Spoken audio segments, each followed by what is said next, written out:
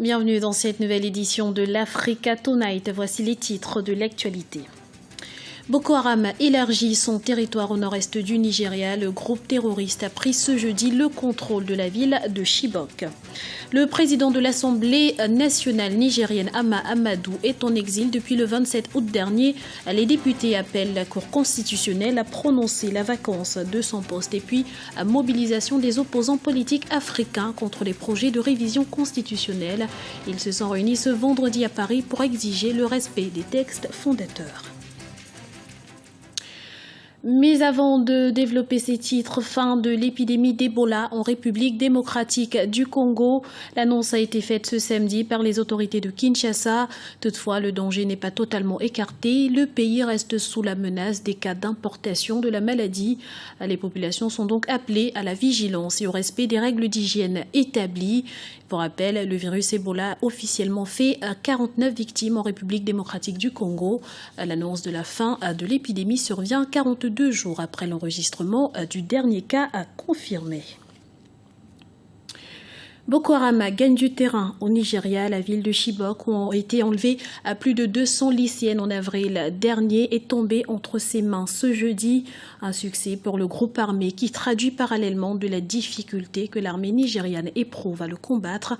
Aminata Diak.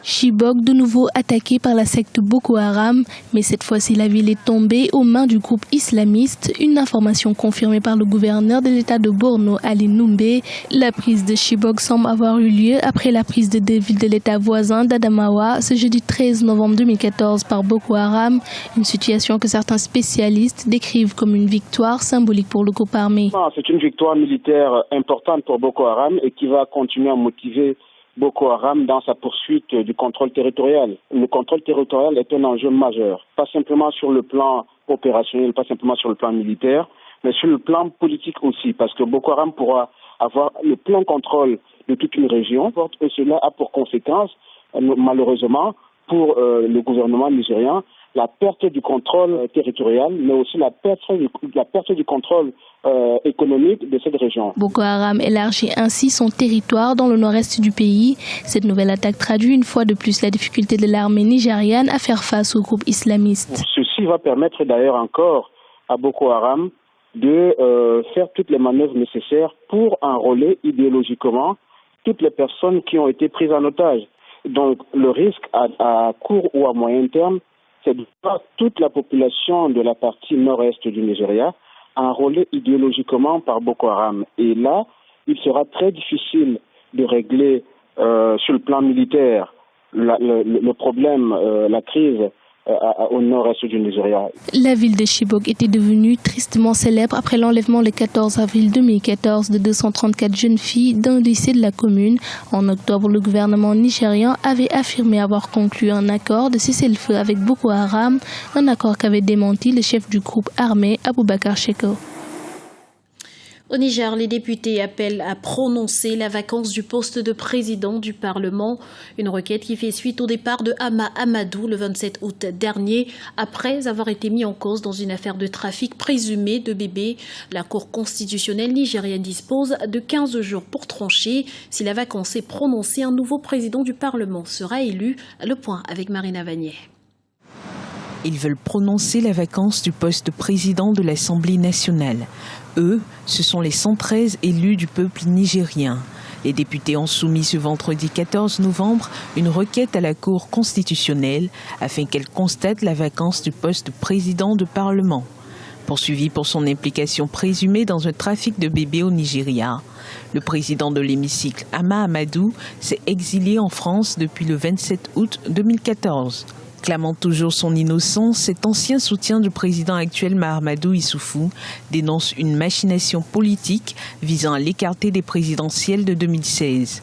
C'est un nouveau rebondissement dans cette affaire qui soulève déjà des tensions dans la classe politique. Pour les élections de 2011, je l'ai soutenu et c'est grâce à mes voix qu'il est passé président de la République. Je pensais sincèrement qu'il pouvait être une alternative. Malheureusement, après 2 ans d'une alliance qui ne s'est pas toujours bien passée, je me suis rendu compte que son objectif de 2016 l'a mené à vouloir et affaiblir tous les partis politiques, y compris les partis qui sont alliés aux siens, parmi lesquels évidemment le mien, et en même temps m'affaiblir et m'emprisonner.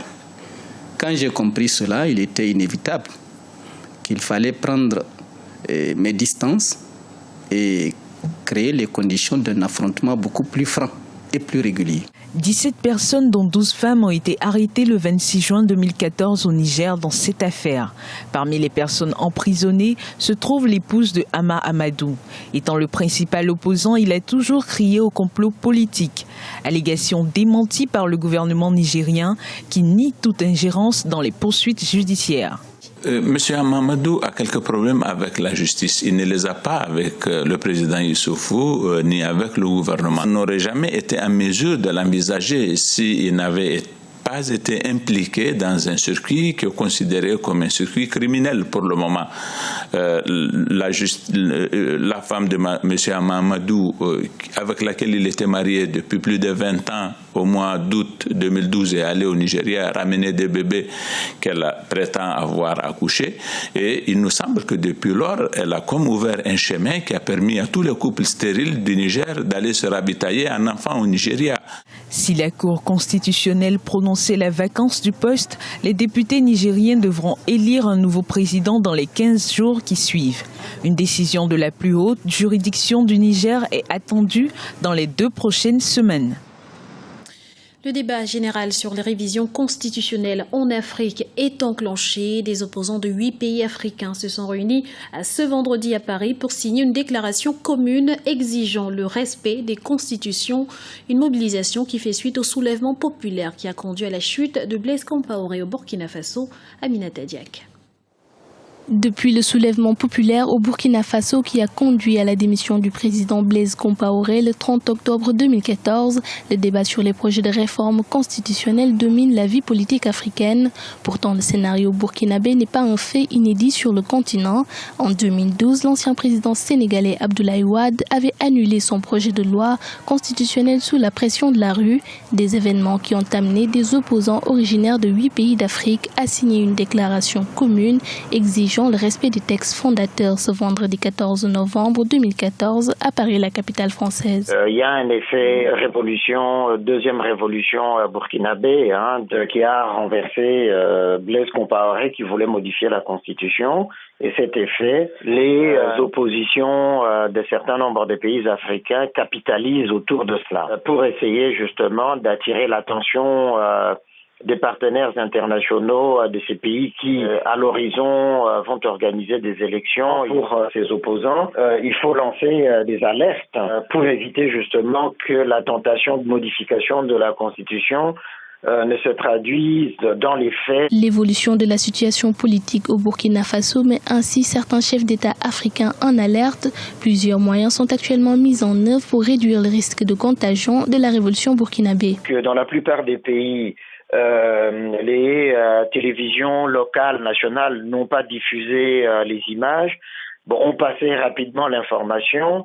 Cependant, les populations, les citoyens, les partis politiques ont pu, par d'autres canaux, accéder à l'information. Et donc, aujourd'hui, il y a de l'agitation un peu auprès de la jeunesse, auprès de la société civile, auprès des partis politiques. Des élections présidentielles vont se succéder en Afrique entre 2015 et 2017 et dans plusieurs pays, des projets de réforme constitutionnelle sont en débat. Reste à savoir si nous assisterons au printemps africain, comme le prédisent certains spécialistes, ou au respect des règles démocratiques instaurées dans les pays concernés. L'Afrique doit-elle adopter les cultures des organismes génétiquement modifiés? La question fait débat dans de nombreux pays. Les partisans évoquent une possible révolution agricole. Les opposants, eux, brandissent le principe de précaution face aux dangers sanitaires et environnementaux. Le débat sur l'utilisation des OGM, les organismes génétiquement modifiés, est toujours d'actualité. De nombreux pays comme le Brésil ont fait le choix de ces plantes. Pour certains, les OGM constituent une menace pour l'agriculture. L'Afrique court le danger de devenir le dépotoir de l'industrie controversée des organismes génétiquement modifiés. D'autres spécialistes soutiennent l'introduction de ces cultures pour plusieurs raisons. Les avantages maintenant sont énormes dans la mesure où un produit OGM, n'est-ce pas, peut permettre d'affronter certaines contraintes d'ordre biotique comme abiotique. C'est-à-dire, on peut avoir des produits résistants à la sécheresse, résistants donc aux maladies, etc. Bon, les problèmes que ça règle, je donne un exemple. Vous prenez l'insuline, par exemple, que les diabétiques utilisent. Nous sommes d'accord? C'est des organismes génétiquement modifiés, c'est des bactéries génétiquement modifiées qui produisent l'insuline aujourd'hui. Les défenseurs des cultures OGM avancent l'argument attractif qu'elles permettront de réaliser la révolution verte et d'apporter des réponses aux problèmes de déficit alimentaire. Mais seulement voilà, les OGM ont la fâcheuse tendance de contaminer le reste des autres cultures. Autre méfait, elles multiplient l'utilisation des produits chimiques. Si un produit OGM crée un problème de santé publique, on doit nécessairement faire quoi? Le retirer. En ce qui concerne notre pays, le Bénin, il faut tout simplement que le Bénin passe à l'application, n'est-ce pas, des accords du Cartagena. Donc, il faut mettre en application les accords de Cartagena en produisant donc les lois qui réglementent ces choses-là, c'est-à-dire l'importation ou bien l'exportation des OGM, n'est-ce pas? Et dans ce cadre-là, il faut former donc les compétences pour gérer éventuellement les problèmes donc, que peuvent susciter, c'est-à-dire l'introduction donc éventuelle des OGM. Les cultures génétiquement modifiées sont commercialisées en Afrique du Sud. Des essais de ces cultures sont menés au Kenya, en Égypte et au Burkina Faso. Toutefois, pour certains spécialistes, face aux nombreuses incertitudes des OGM, le principe de précaution doit primer. Ils recommandent notamment de ne pas aller plus loin tant qu'il n'y a pas de certitude avérée quant à la sécurité sanitaire et la préservation de l'environnement. Du sport à présent, les qualifications pour la Coupe d'Afrique des Nations 2015 en Guinée équatoriale se poursuivent et la 5e journée a été particulièrement riche en rebondissements. Dans le groupe A, l'Afrique du Sud a battu le Soudan 2-1 alors que le Congo s'est incliné face au Nigeria à 2-0.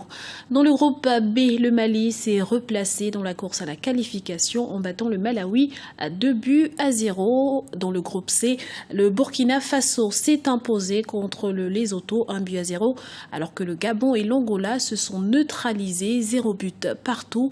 Un résultat vierge qui permet toutefois à la sélection gabonaise de se qualifier pour les phases finales. Et enfin, dans le groupe D, la Côte d'Ivoire s'est littéralement relancée en battant la Sierra Leone 5-1.